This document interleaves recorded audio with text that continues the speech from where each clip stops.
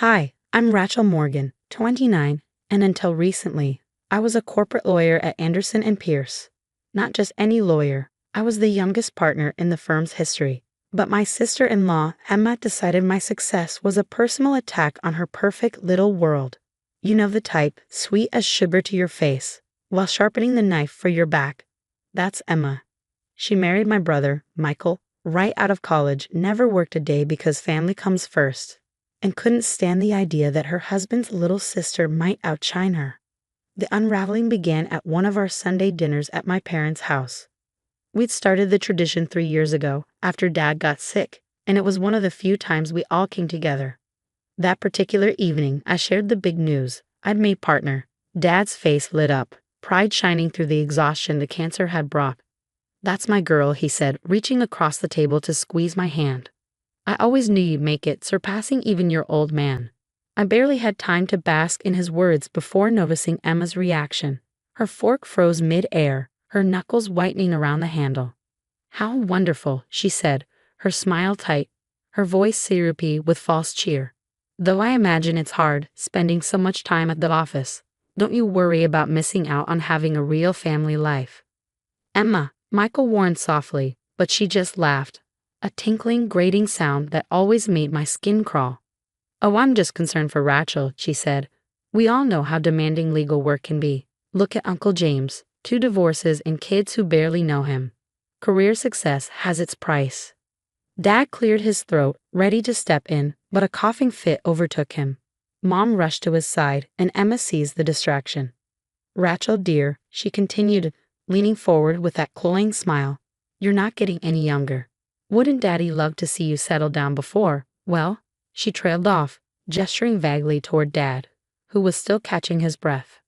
I clenched my fists, but kept my voice steady. "My career doesn't rule out a family, Emma. It just means that when I choose to start one, I'll be able to support them on my own." "Of course," Emma said, her grin sharpening. "Independence is so admirable. But there's something special about being fully devoted to family, don't you think? Michael's career supports us beautifully, doesn't it, darling?" Michael squirmed in his seat, clearly uncomfortable, but before I could respond, Dad straightened and pushed back his chair. "Rachel, come to my study after dinner," he said, his voice firm despite his weakened state. "We need to talk." Emma's eyes narrowed, though she quickly masked it with another saccharine smile. She excused herself during dessert, claiming she needed the bathroom. Later, I learned she used that time to make a phone call that would change everything. In Dad's study, he lowered himself into the worn leather chair where he'd spent countless nights working on case files. "Rachel," he began, his tone solemn, "I'm proud of you, not just for making partner, but for everything you've accomplished on your own." My throat tightened as I nodded. Moments like these reminded me how little time we had left with him. "I've been thinking," he said, pulling a thick envelope from his desk drawer. "The firm I built, Anderson and Pierce, was always meant to be a legacy. When I merged it with Pierce's practice and stepped down, I kept a significant ownership stake. I want you to have it." I blinked, stunned. "Dad, I don't know what to say."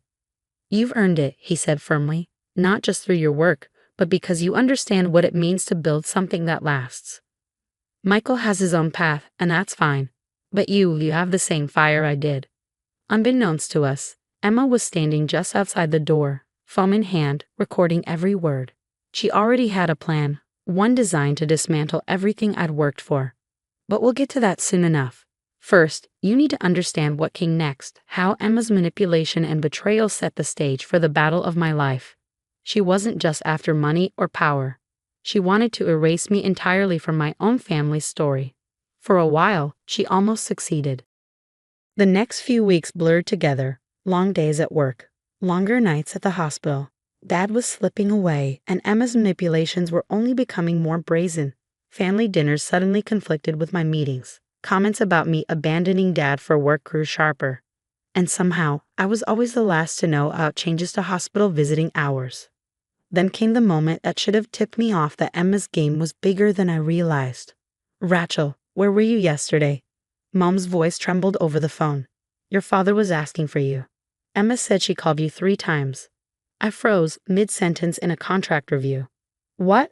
I never got any calls from Emma." She showed us her phone log. Mom said, her voice brittle. Don't lie to me, Rachel.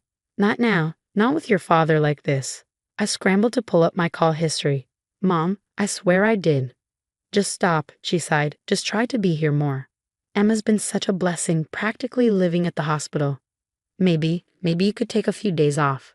What I didn't know then was that Emma had been using a burner phone, forging a paper trail to make it look like she called me repeatedly. She was weaving a narrative, one where I was the neglectful daughter too consumed by work to care about her dying father. 2 weeks later, my phone buzzed with urgent messages during a high-stakes client meeting. Emma, Dad's taken a turn. Come quickly. Michael. Where are you? He's asking for you. Mom, please hurry. I rushed out, my heart pounding. But when I arrived, Dad was sleeping peacefully, his vitals stable. False alarm, Emma chirped, barely looking up from her phone.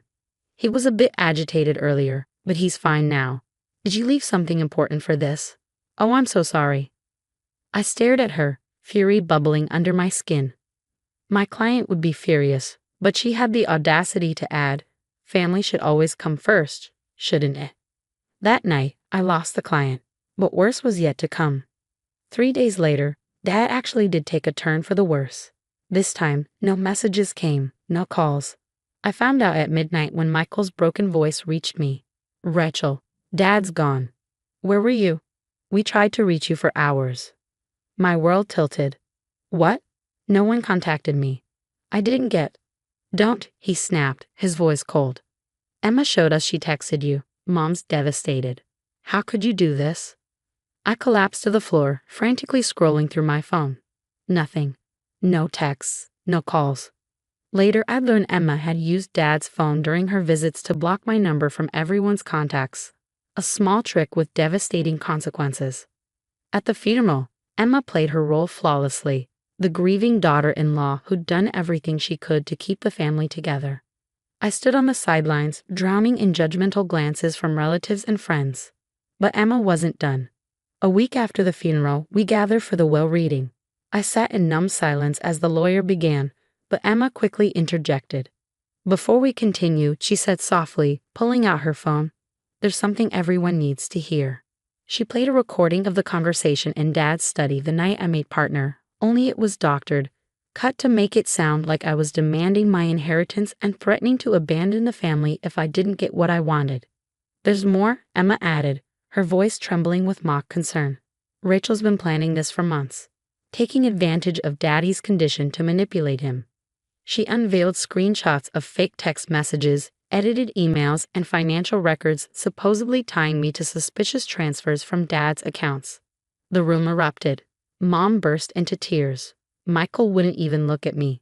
The lawyer cleared his throat, his face grim. Given this evidence, he said, and the codicil Mr. Morgan added to his will, stating that any heir found guilty of undue influence would be disinherited. He paused, his eyes heavy with pity. All assets intended for Rachel Morgan will be redistributed according to the secondary provisions. I sat there, hollowed out, as everything crumbled, my inheritance, my father's stake in the firm, even my position at Anderson and Pierce. Emma had destroyed it all. Or so she thought. What Emma didn't realize was that I hadn't spent years as a corporate lawyer without learning how to protect myself. I had my own records, and I was about to use them. For the next 3 months, I played the part of the defeated. Let Emma bask in her triumph. I went to work, kept my head down, and watched as she wormed her way deeper into the family. Her latest move? Requesting my office at the firm, claiming it would help her manage Michael's inherited shares more efficiently. But while Emma was busy playing queen, I was quietly building my case. It started with Linda, Dad's secretary of 20 years, the same woman Emma dismissed as just another employee. Linda came to me one evening, her face pale, a USB drive clutched in her hand. "Your father," she began hesitantly. "He suspected something was wrong in his final months. He asked me to keep recording everything, just in case." The drive contained security footage from Dad's study, including the unedited version of our conversation the night I made partner, the version that proved my innocence. But it also revealed something more damning. Emma's late-night visits to Dad's office, rifling through his files and planting documents when she thought no one was watching. Then Trevor, the firm's eighth specialist, approached me one evening after work. "Ms. Morgan," he said, shifting uncomfortably, "I've been reviewing those financial records Mrs. Morgan submitted. Some things don't add up." Trevor had uncovered backdated entries and manipulated timestamps, all traced back to Emma's home computer. Her arrogance had been her downfall. Her systems still backed up automatically to the firm's cloud storage. And then came the moment that sealed her fate. "Rachel," Michael's voice was shaky when he called me. "We need to talk. It's about Emma. I found something." Over coffee, he slid a folder across the table. Inside were bank statements, wire transfers, and receipts. "She's been embezzling," Michael whispered, his hands trembling. "Not just from the firm, she's drained Mom's accounts too. She said it was to streamline family finances during Dad's illness. But..." I placed my hand over his, steadying him. "I know, Michael, and I have everything we need to prove it." The stage was set. At the next family dinner, Emma invited everyone. Mom, Michael, even board members from Anderson and Pierce, to announce her new role as family trustee. She stood at the head of the table, all smiles, raising her glass in triumph.